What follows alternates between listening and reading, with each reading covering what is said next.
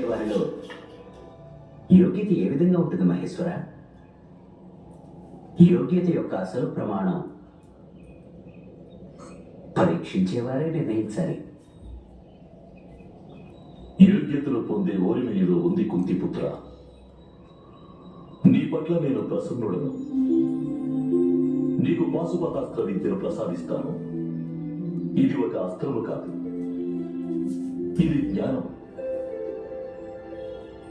లోకంలో శత్రువులు తమ అధర్మం కారణంగా దుర్బలుడైనప్పుడు వారిని నీవు సామాన్య అస్త్రాలతో వధించవచ్చు.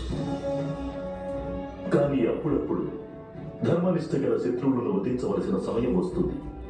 అటువంటి శత్రువులను సాధారణ అస్త్రాలతో వధించడం అసంభవం. ధర్మ మార్గాన నడిచిన వారికి మరణించిన తరువాత నా అనుగ్రహం ప్రాప్తిస్తుంది. ఇది లోకానికి నేను ఇచ్చిన వరం.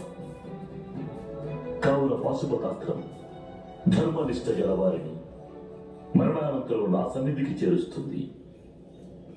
పాశుపతాస్త్రాన్ని స్వీకరించు పుత్ర.